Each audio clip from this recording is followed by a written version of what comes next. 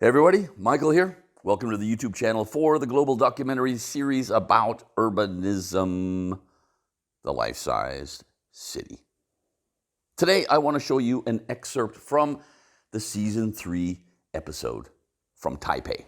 In a few seconds, you're going to hear me say at the beginning of the segment that everything important that I've learned about my work in urbanism as an urban designer, urban planner, I've learned from children. And I just really want to hammer home the fact that that is true. I mean it completely. I've worked with kids in school classes several times over the years. I started many years ago with my son's third grade class, walking in there saying, hey guys, there is a roundabout outside the school. Make it safer for cycling and pedestrians. Go. And that's it. And they tackled the job amazingly. Kids have this logic that we lose as we get older, this rational approach to things. And I've said it before, I'm going to say it again. I really believe that one third grade class from anywhere in the world could plan a street, a neighborhood, an entire city better than 500 people like me. They are the most valuable, brilliant minds at our disposal. And in this segment, we're going to see how a group of parents in Taipei decided to ask the kids to design a park. And all the ideas that the kids came up with were implemented by the grown-ups. It is one of the coolest parks I've ever seen, designed by the brilliant minds of the kids who are the primary users of it. Remember to like this video, subscribe to the channel. Let's go to Taipei.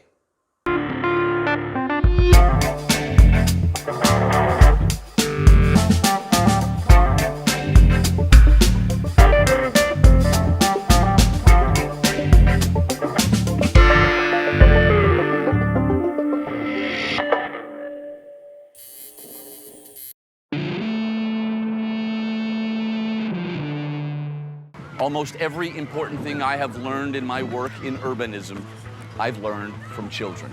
And I mean that quite literally. They are the most brilliant minds at our disposal as we're struggling to make our cities better. Today, I get to see what happens when you take children seriously as designers and design thinkers. My family, we travel to Europe or the rest of Asia, like Japan, Hong Kong, or Singapore, and we see the huge difference. Kids in Europe, they are having a lot of fun in the playgrounds. And my kids there, she can actually spend the whole afternoon playing, whereas in Taiwan, she would spend like 5 minutes playing with the crappy plastic stuff and then came to me saying, Mommy, can I have your mobile phone? Christine is a founding member of Parks and Playgrounds for Children by Children, which places kids at the heart of the process when it comes to designing parks. With other parents, known affectionately as the Angry Mothers, she put forth a demand to the government to build more eco-friendly spaces that foster creativity. And, well, here we are.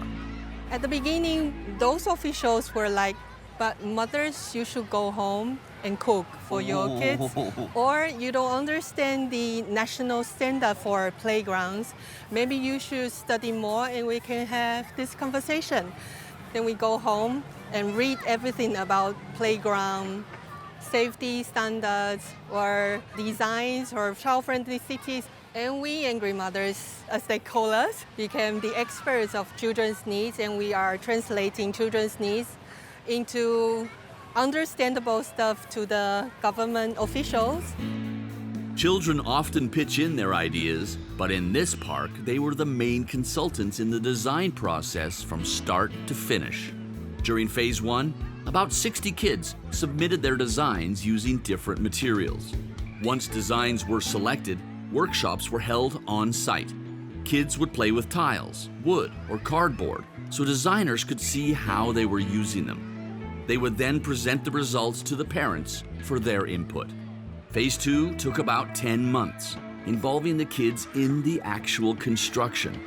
The success here is so great that the city has changed the standard of procedure for park implementation, and every single new park has to involve children from its early stages.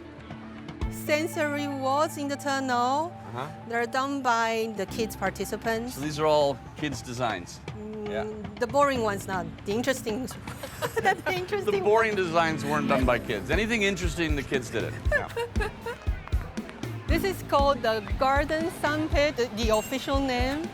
And it's the combination of sand and water. So water's flowing down? Yeah, and from you the can dam hills. it up? I get it.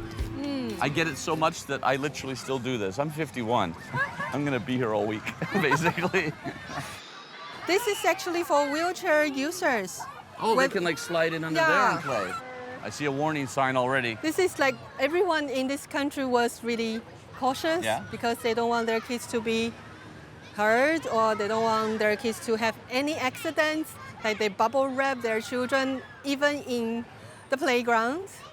But now we can actually use stuff like this where kids can assess their own risk and they can jump up and down. And you can see there's low stairs, big ones, small ones. And it tests their abilities, it tests their motor skills and their risk assessment. Like, okay, I gotta navigate here.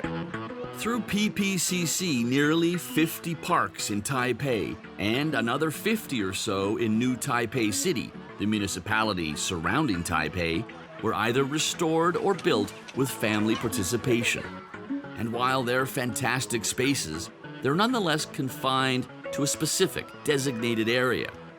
After helping the kids reclaim the parks, the angry mothers decided it was also time for the children to reclaim the streets of their neighborhoods. That's how street play events were born. This is actually the free play of cardboard for them to build their own stuff. A mini version of the life-size city, right? Yes. Yeah.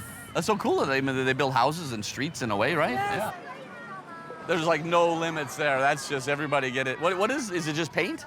Yeah. I'm sure that the paint that was selected was easy to wash out, right? Well, the government wants it to be washable as well because we need to make it clean and give it back to the community. Getting the permission to close down this street, was that easy? It's terribly hard for us Really? at the beginning. This is the third one. In the second one, we actually made it as a policy. Now you can actually talk to the government, fill in some forms, and get the street closed for children for play. The community college teachers can... Oh, okay.